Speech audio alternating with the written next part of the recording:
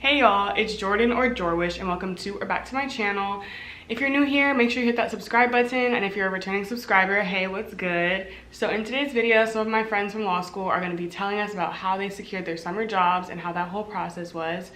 And yeah, so without further ado, let's get right into this video. Be sure to give this video a thumbs up because in part 2 of this segment, I'm going to be having a big law portion. So this is all the public interest stuff, and then next we're going to talk about big law. So comment all your questions and everything like that. And without further ado, let's get right into the video. Hey y'all, so this is the lovely panel and they're just going to introduce themselves. So yeah, we all go to school together, we're in the same section, and yeah, thank you all so much for doing this on a Friday evening when it's nice outside. They're here helping us out. So yeah, we'll start with introductions. Hi, my name is Mia. I grew up in Massachusetts and New York. I did my undergrad at the University of Southern California, and this summer I'll be working at the Legal Counsel for the Elderly under AARP. I'm Sonora. I grew up in Seattle, Washington. I went to undergrad at California Lutheran University in Los Angeles, and I will be working at a public defender's office this summer. Hi, my name is Sydney. I'm from New Jersey. I went to Rutgers University for undergrad, and I will be a judicial intern this summer. Okay, cool. That's great things. So the first question is, why did you want to work in public interest this summer? I wanted to work in public interest this summer because that was honestly my whole reason for wanting to come to law school and be a lawyer. I've always wanted to help people, and when I saw the job description, I felt like it aligned with a lot of the goals that I had for myself. And for myself, very similar to Mia, this is my drive. This is what I want to do. I want to be in public interest. I eventually want to run for office and do public service. And so public interest was a one and done. I mean, the issues that today faces all encapsulates public interest issues. And so I wanted to be on the forefront of that, being able to actually do something with the law. With my goal of trying to be the best attorney that I can be, I thought being a judicial intern would just help me to become a better advocate one day, to see attorneys and to see the judge and their thinking behind some of decisions. I thought that this would be the best thing for me to be better someday. Amazing. Incredible. Okay, next question is, when did you start applying for your positions and when did you start hearing back? I gave myself a winter break. I think I did a little bit of, let me see what's out there. But for the most part, I didn't start applying until January. And I started hearing back, I want to say almost immediately. I think I applied maybe let's say a Monday, and by Friday I had heard back from at least one place. Oh, not y'all looking shocked. But yeah, I feel like I had a quick turnaround for some of the places. And for other places, I applied in January and I just started hearing back, and I'm just like, what are y'all doing?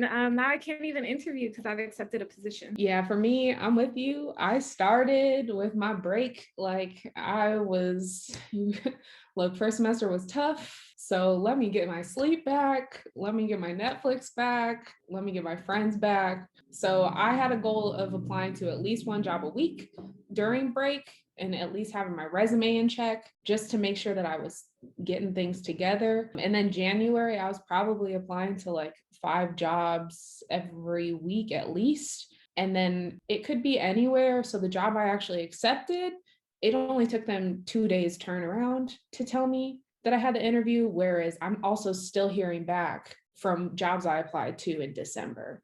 So it could really go both ways. Same with me. I definitely gave myself a break. I did not start right after finals, but I started back up in January. It was around the beginning of January I started sending my materials out, and towards the end of January, for the stuff that I did at the beginning of January, I started hearing back, and then for some of the stuff I was sending out at the end of January, I just started hearing back maybe last week. It varies when you get to hear back from some places. Yeah, wow. Also, it's the end of March, by the way, in case the date whenever I do edit this. How did you find your position? And did you do anything during the school year to help you prepare for this? I feel like I was a little bit picky when it came for looking for job or looking at jobs that I wanted to apply to, mainly because I feel like I've heard a lot of really bad internship experiences where they were stuck doing nothing for the summer. They were essentially used as like an errands person, just getting coffee for people.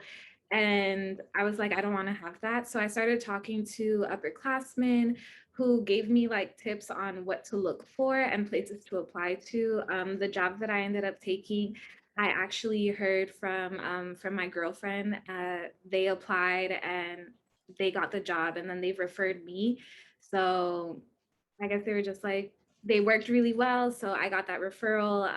And they said that they love Howard students. So I always recommend looking at where other people have worked and trying to see if you can get an in with that as well. For myself, I cannot emphasize networking enough. Like, if you know people, it's an in. So the job that I found that I accepted was through my mentor. And so I emailed her one day and was like, I'm panicking. It is the end of January and I don't have a job offer yet. Like, help me. And she was like, well, actually, let me let you in on a secret. Apply to where I work. And I was like, oh, well, okay. But otherwise, finding somewhere, the internet, LinkedIn, I even found some stuff on Facebook, but reach out to people that you know. Law is a big field.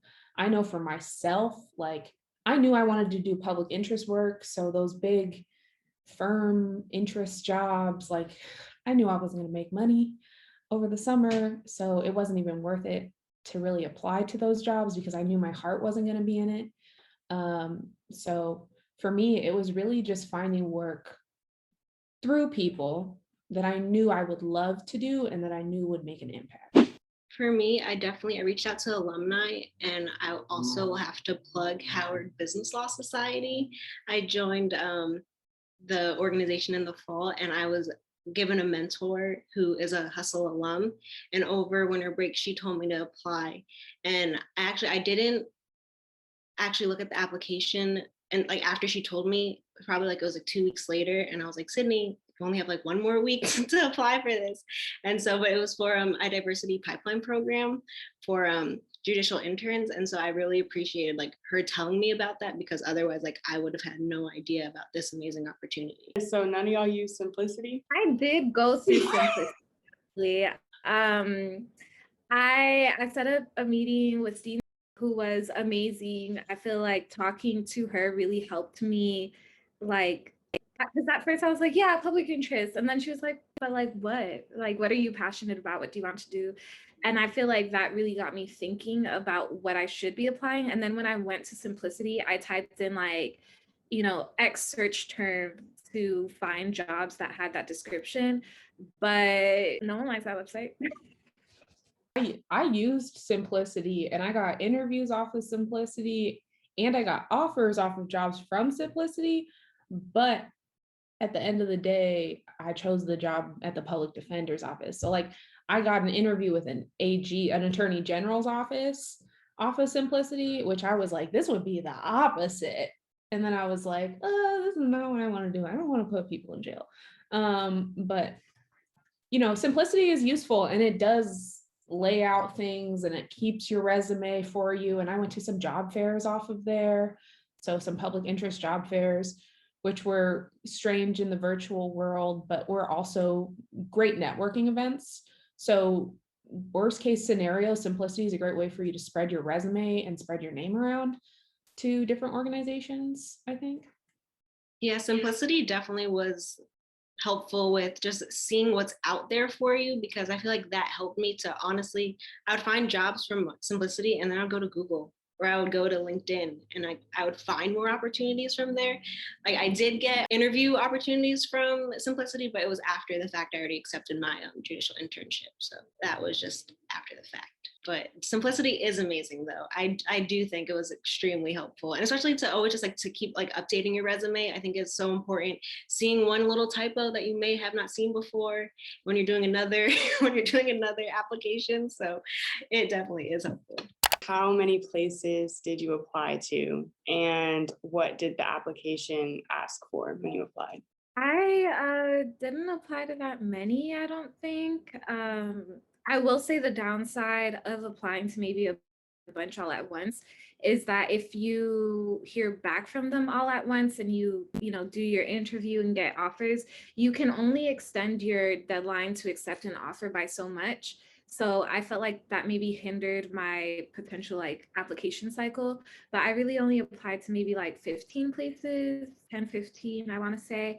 Um, and they asked for like the typical your resume, a cover letter. Some places asked for references, some places asked for what's it called, a writing sample.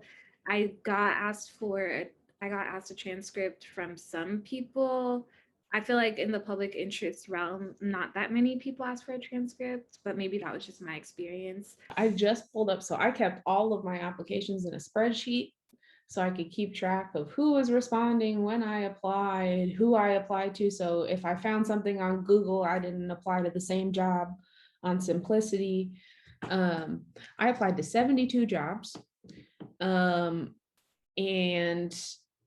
I would say they were all in public interest sector. I didn't apply to anything private sector, but a lot of those were because we're in DC and at Howard, a lot of those were for Congress people and for senators. And all of them have separate applications. So it's not like you can just submit one general application to be on the staff of anybody who picks you. And some of them are really interesting, but generally on the Hill, not a ton of people really ask for your transcript. Almost everybody asked for a writing sample. Now that writing sample could range from anything from 1 page where they're like, tell me what you can do in 1 page, to your max is 10 pages. Everybody asked for a resume. Some people asked for 1-page resumes. Some people asked for 2-page resumes, including references. But yeah, 72 positions, and that was a lot. I don't recommend it. Wow, yeah, 72, that sounds like a lot. I remember in the fall we had a 3L panel and they were saying how like some people say like to apply to 50. I applied to 13. It's a lot of time to take to really tailor your materials for like what you want. And that's like I just didn't want to apply to anywhere, and also trying to balance schoolwork since we're doing this during the semester, trying to find jobs too. So my materials, most of it was everybody asked for a writing sample. A few places asked for references. Some places want diversity statements as opposed to a personal statement. And then some places also, they would just want a cover letter and they didn't even ask for a personal statement. So that was all that was needed for me. So does someone want to explain what a diversity statement is for anyone out there that's like, huh? I guess I'll take this one. The diversity statement essentially is kind of like a personal statement where you talk about what makes you different. So, we go to an HBCU, so most people are just like, I'm Black, and, this is what happened to me. You could also, some places include just simply being a woman. Other places include being queer, if you're differently abled in any way. To be quite frank, I feel like they're just kind of like, just tell me about your trauma. How do you relate to the people that you want to serve? So sometimes it leaves a bad taste in my mouth because they literally say, tell me about your hardships. But for the most part, it's just like, what perspective, what kind of change can you bring to the organization? Okay, so how was your interview process? Because I know like with this whole thing, people have different interview experiences. So how was your interview process? So because everything was virtual, because we're in a whole Pangea, it was horrible for me. I felt like the interviewers were not really professional. So I ended up just saying no to people based off the interview because I felt like, it's an opportunity for me to see what the organization is bringing. And some people came late looking like they just woke up, just a whole mess. And I tried to, I guess excuse certain things, but if you're unprofessional in the interview, then I feel like maybe you don't really care about my position, about the organization, anything like that. Otherwise, though, I feel like it was a regular interview. They asked I want to say mainly situation-based questions. And then a few like, what do you want to do? What will you bring to the organization? But otherwise, it was fine. I had one that gave me an offer just off of a phone interview. I had another one that gave me maybe 2 to 3 rounds of the interview, but for the most part, it was just one Zoom interview and that was it.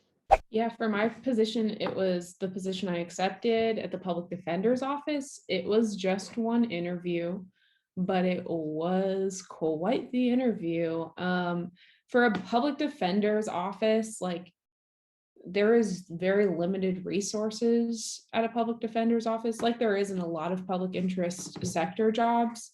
But because of that, you're not getting coffee. You're not running around doing nothing. You're writing memos, you're doing the research, you are helping the attorneys investigate all of the above, build their cases essentially. And because of that, the interview started off really light, like, tell me about yourself, tell me about your hardships.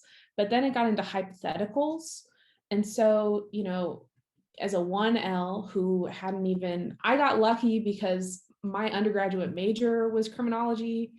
And so I was able to kind of piece things together a little bit better. But she threw one hypothetical at me and then just kept changing up the facts.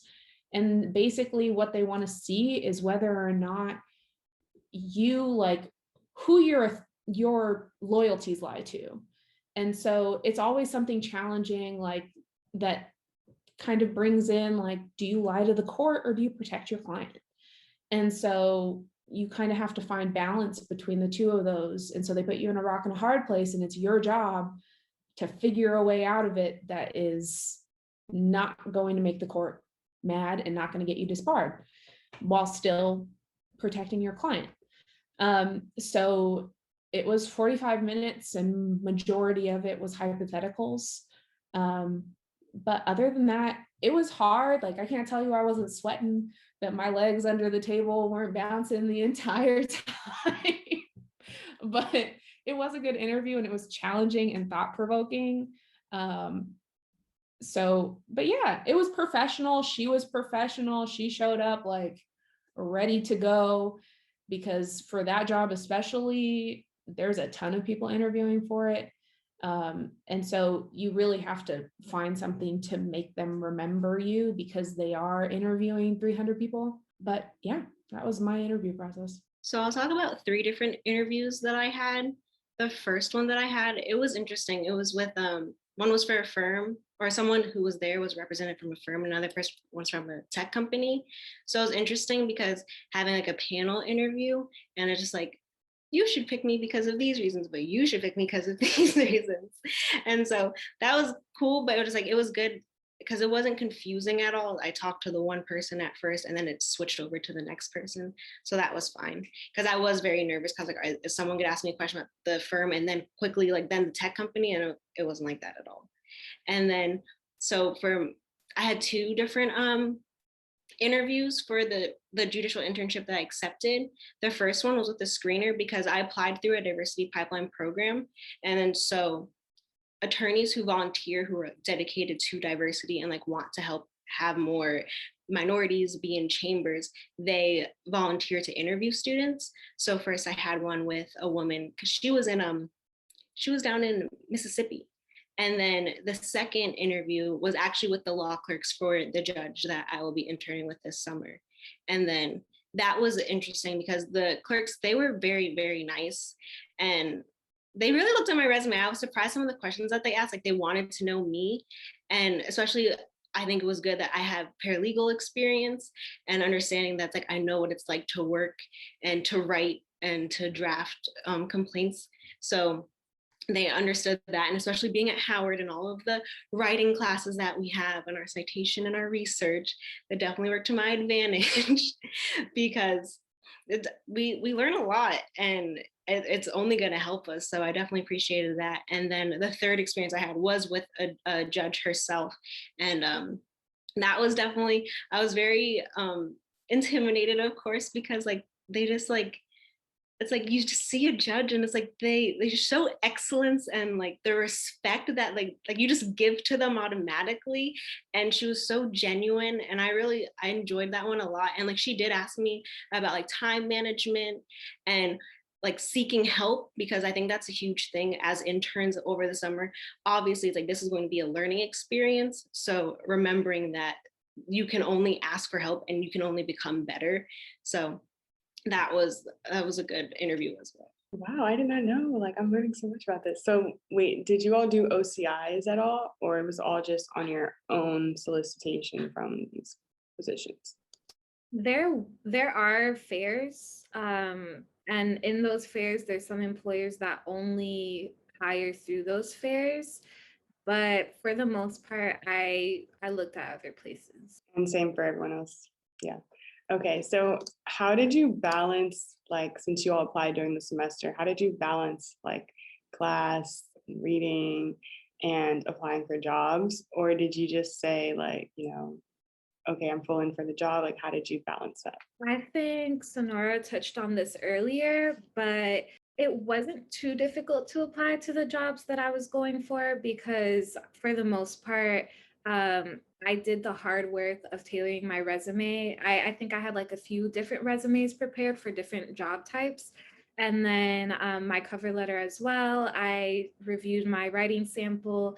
All of the people that I apply, or all of the places I applied to, they just said a writing sample, so I didn't even shorten mine. And that being said, it wasn't too hard. I kind of preset my cover letter so that I had like a paragraph that was like catered to whatever place. But for the most part, it was all the same. So it wasn't too hard for me to apply. However, there was one class that I just didn't, it was sacrificed, and I'm catching up now, but it is what it is. Yeah, I think you have to find a balance, like, and it's hard. It is hard. Like, you're gonna let something slip at some point, like it's just gonna happen. But the best way that you can do that, I know my planner is my best friend. I have, you're gonna apply to these 5 places today, or you're gonna apply to this one tonight, this one tomorrow, this one on Wednesday. And I stuck to that pretty well for the most part, but sometimes those just get challenging. I know that the recommendation is not to apply to them on the weekend, because we have a reading schedule to like stick to for the weekends.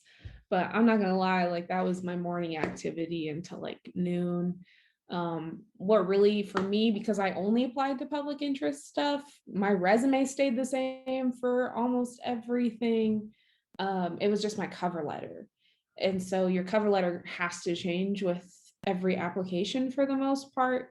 And so I pretty much had 3 base cover letters, because I had the legislation and policy for applying to the Hill. I had public defender's offices, why I would want to do that, and to prosecution of why I wanted to be at their office for a summer, why I didn't really want to do that forever, but why I wanted to be at their office. And so I could easily kind of tweak those things, but ultimately you kind of need to look at the job descriptions of each thing. So like the position I'll be in is technically a clerkship instead of just like a regular internship. So I'm going to be doing a lot of memorandas.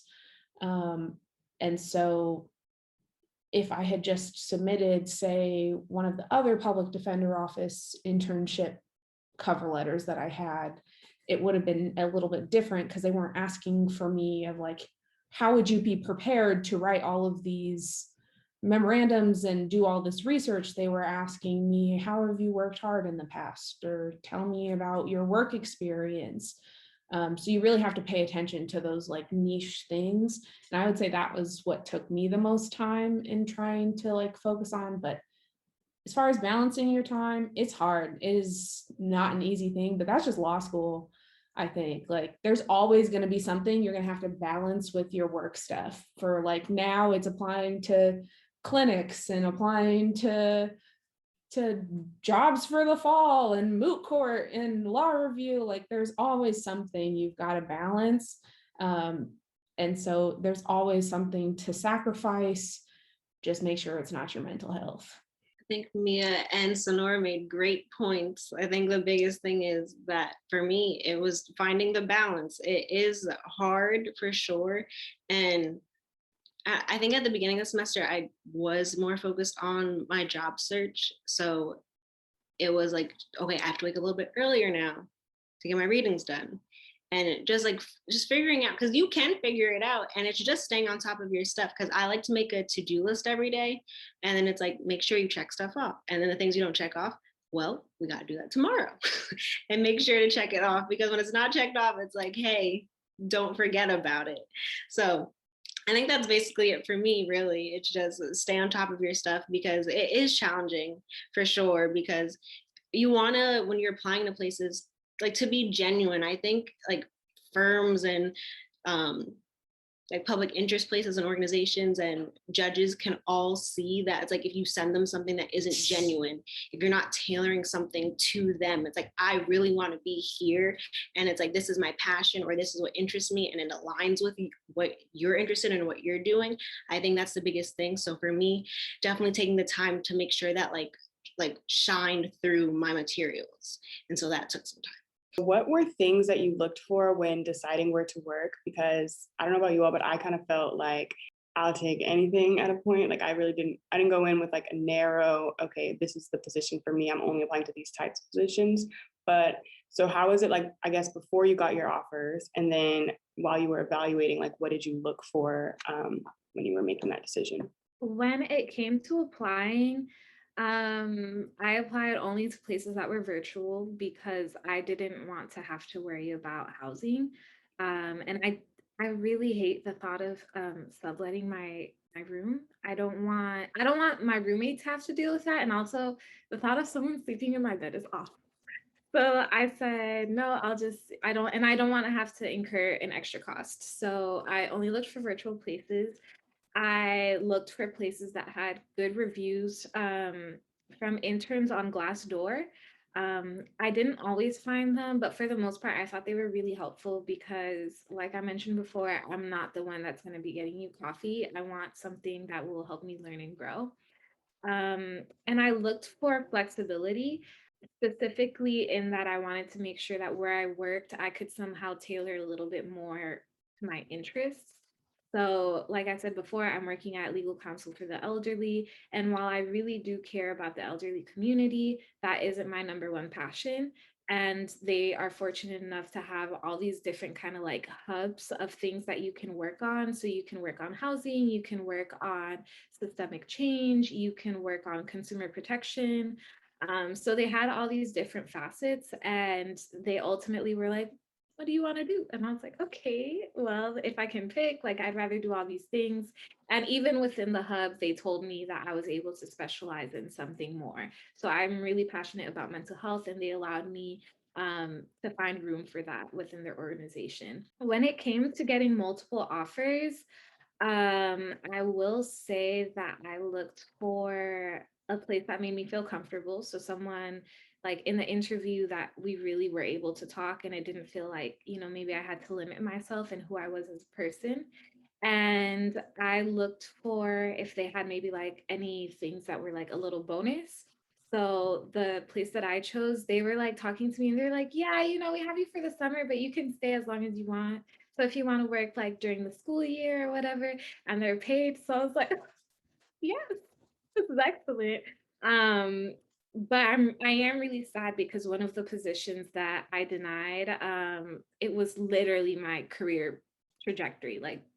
But I will say, for people that have to deny in a situation like that, you can send a note that's like, I really want to connect with you on a personal level because I think that what you said was excellent, whatever. And I ended up getting a mentor from one of my interviewers. She was like, oh, you're interested. I got you. Like, it doesn't matter if you don't accept the offer. Like, I'll talk to you anytime. Like, here's my information. So I was really blessed in that experience.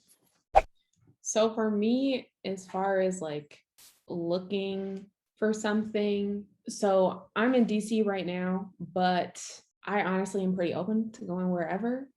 I took my refund and I prepaid my rent.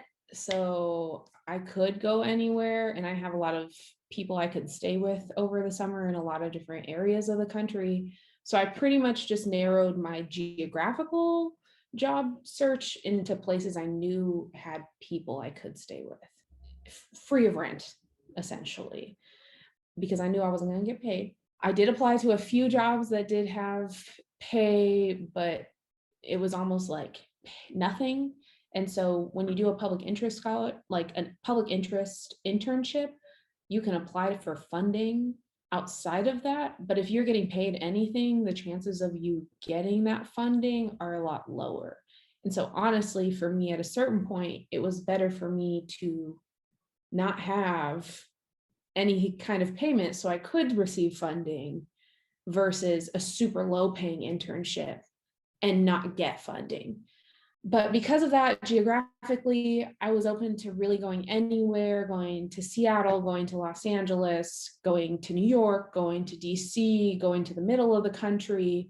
I applied to a lot of virtual positions because that was really great. I just thought that would offer me a lot of flexibility. And I interviewed for a couple of virtual only positions. But ultimately, I know I learn best in person, interacting with people one-on-one. And so I think at the end of the day, I really wanted a job that was going to be in person, especially working with the actual clients. So I went with the position that at the public defender's office because it was offering in-person positions already. And so I could work hands-on with attorneys at their desks, going to visits at jails. I just thought that that would be a lot more effective for me to see hands-on, going into court, actually interacting with judges.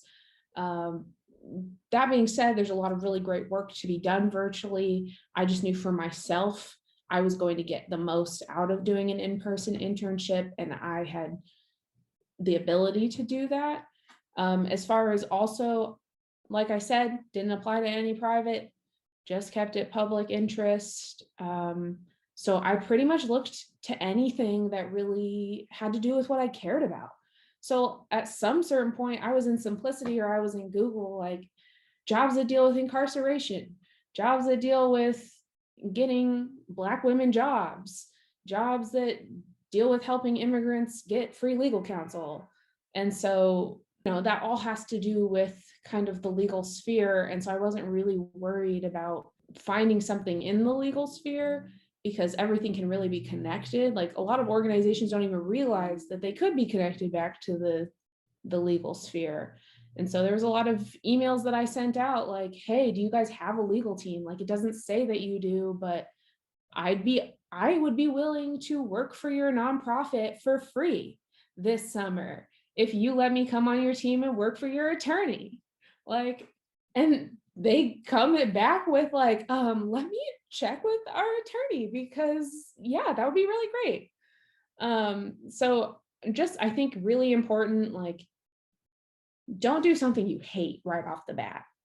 If the point of especially a 1L internship is to just kind of get your foot in the door, see what it is like in a firm, in an office, in chambers. And so you really want to just kind of get that experience. So do something that you think you might like. Don't do something that you hate already. Like, oh, this is not something I will ever end up in. You're probably not going to like it right off the bat. It's probably not going to be for you. So that's my biggest advice. And the thing that I used looking for internships was just, am I going to care about this 5 years down the line? Am I going to look back on this summer and think I did something to help change the world, or I did something good with my summer? And that's how I ended up choosing. For me, I think that I was focused on technology and intellectual property at first when I was still first applying to things, because I think that's my interest, but I am still open to exploring. But like that's what I was focused on at first. Like that's how like I was like even determining like where do I want to apply, and where I will be interning this summer. It will be with like intellectual property cases. So I'm excited about that. So that's really what drove me. I don't think, I mean, of course, money seems nice, but no, like most judicial internships are unpaid internships, but they're valuable experiences. And I'm just so grateful to be able to learn this summer. And I think that's the biggest thing. I said it before in a different answer to one of the questions, was just, I want to become a better advocate. And I think with my interview with the law clerks, I really got to see it's like they're about to be like my bosses or supervisors, I guess, and the people that I'm learning from. And so knowing that like these individuals have worked at firms and other places, and how like they can only help me, because one of the questions too with them was oh my gosh, well, how do you feel about getting feedback on your work product?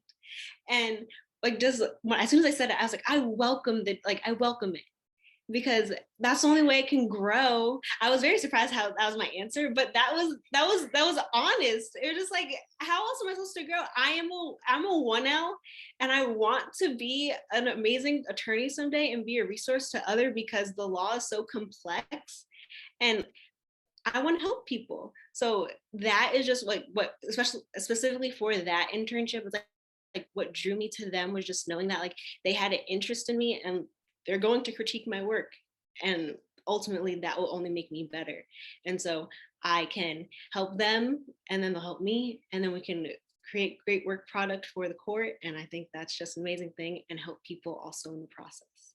Yes, we love it. We love it. So you all have kind of like already touched on this a little bit, but is your position paid? And if not, were you able to secure funding elsewhere? So my position is paid, but they didn't tell me until the interview. So I kind of like choked up a little. They're like, "Oh, we are paid, and it's gonna be this much," and I was like, but of course I kept it professional. I was like, "Oh, okay." Like I wasn't in it for the money. But I did have resources that I had compiled, so I was technically doing the whole application for it just in case. But I'll let my peers speak more to that. Yeah, so for myself, I right off the gate pretty much knew that there was no money coming in that door. But funding hasn't been decided yet. At this point in March, applications have just kind of closed for most fundings for the summer. So we don't really find out for another 2 weeks or so. But I've applied to 8 different funding places, so I'm hoping at least one of them comes through. Usually when you apply for funding, that goes for around $3,500 to $5,000 to cover your summer. And they try really hard to be like, if you're getting it from another place, you have to tell us, because we're not going to give you double funding and pay you $10,000 for a summer. So hopefully just one comes back, and if 2 come back and they both let me keep a funding, then it was a good summer. But if not, then that's all right too. Yeah, so as I said before, judicial internships are unpaid, and with securing funding, we're in the process, waiting to hear back. Somebody, if you would like to bless me, I would appreciate it. But I did do my budget with the money from school, so I am set for the summer and everything. I can survive, but just to live a little, I'm still working on finding a scholarship or something from somewhere, because I mean, we're in DC and it's expensive out here. So I definitely, hopefully, fingers crossed, if you guys find any scholarships you want to send my way, because some things too, especially like with public interest things, they exclude judicial internships for some of their scholarships. So I thought that was interesting, because I can't apply for a lot of the things that I find. Oh, that's interesting. Okay, well, what are you most excited / nervous about for this summer? Because I feel like it'd be a good idea to do like an updated video with this, like after, you've worked there. So let's see. So right now in this day, it's March 26, 2021. What are you most excited / nervous about going into your 1L summer? So they're telling me that I'll be interacting with clients, and they're kind of like, "You're going to be a little mini attorney." And I'm just like, I'm so excited. But also, that's what I'm most nervous about. I'm like, do you know that I don't know anything? That, I don't like what? Like, I hope I get really good training because I feel like I'm going to be on the phone like, let me put you on hold and talk to a real attorney. But I'm super, super excited that I know that I'm going to be doing tangible, meaningful work, whether it's working with a client or they're also talking about, proposals, submitting things and stuff like that. So I'm super excited, but nervous. Also, it seems like I'm one of the very few 1Ls. It seems like they usually only hire 2Ls. So I'm like, do you really know how much I don't know? Or was it like, what's going on here? Because I hope that they're not like, you're gonna get fired. So that's really it for me. For me, I am most excited to get clarity because criminal defense is no joke, especially public defenders' offices, because you're dealing with some really, really hard accusations. And so you're working with clients. And I think out of the summer, just want clarity on if this is my path or not. Because I can see myself going down a lot of different public interest paths. I can see myself going down politics. I could see myself doing criminal reform, criminal justice reform through this sort of position in a criminal defender's office. And so, but at the same time, my mental health is really important to me. And so if it's not something I can handle, I would like to see that firsthand. And so I think that this summer will really offer me that firsthand look. I think I'm most excited for that because it is hands-on work. You are thrown into real cases with real people, talking to real people about accusations against them at their worst time in their life, the worst time in their life. And so that's hard. That's hard on you. It's hard not to like put that on yourself, but I'm excited to see if I can handle it. I'm always up one for the challenge. So I'm excited to see if I can handle that. I'm excited to strengthen my writing skills because what I was told during my interview is basically the summer is going to be a writing boot camp. So I'm excited to strengthen my skills, but also I'm nervous. I'm definitely nervous. I think especially for the first assignment, because obviously it's like I want to do well, want to make sure like I've probably done like 3 or 4 drafts, make sure there's no errors but also I welcome the feedback and so I can do better the next time. So I am nervous, but I'm definitely excited for it because again, I just want to be the best advocate. Like I feel like I keep on saying it, but that's just the biggest thing for me. Like that is why I'm here. And so just like to be the best attorney someday. This is such a great panel. Y'all are amazing. Yeah, that's all the questions I had. Were there any like final thoughts you all wanted to share? Like final, like to people out there who are considering public interest, applying to law school, like any last things, maybe something you wish you knew going into this? I would say don't compare yourself to other people because everybody's different and you don't know what's happening behind closed doors. For myself, especially, I think the first person I knew that said, I secured the bag was Jordan. And I was like, they already giving out bags? Like, I didn't even know. I was like, and I started getting really stressed and I was like, oh my goodness. And then more people started like announcing and posting and I was like, what have I been doing? Like, how dare I give myself a vacation? And then from that little like mini panic attack, I think I got my job within 2 weeks from there. So really don't be comparing yourself to other people because you don't know what they're doing. And of course, there's only so much that you can do with yourself and giving yourself a mental breakdown, a panic attack, none of that is worth it because you will be getting a job. And at the end of the day, even if you don't, there's so many opportunities over the summer. You could take a class, you can do a study abroad trip where you still get plenty of experience. You really have no idea what's going to happen for yourself in the summer. So don't compare yourself to other people and get stressed. Also, specifically for public interest, don't compare yourselves to people that are going for big law and thinking like, there's so much I have to do and I'm not going to get funding. If I, get funding from the school, it might be a loan, it might be a scholarship, and it still might not be enough to cover all of my rent. And I still have to go into my savings and all of that stuff. think about what you really want to do with your career and what your heart is in. Because if your heart is set on a very specific goal, I'm not going to say that big law people don't help everyone, but if your site is really like, I want to help people, I want to work in public interest because I care about mental health, because I care about X, Y, and Z, don't let other people dissuade you.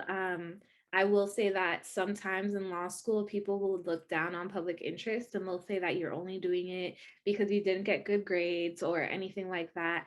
And I just want to say, like, don't let yourself get discouraged, whether it be from a job offer, from, people posting on their Instagram. You're brilliant and you've gotten this far because you're brilliant.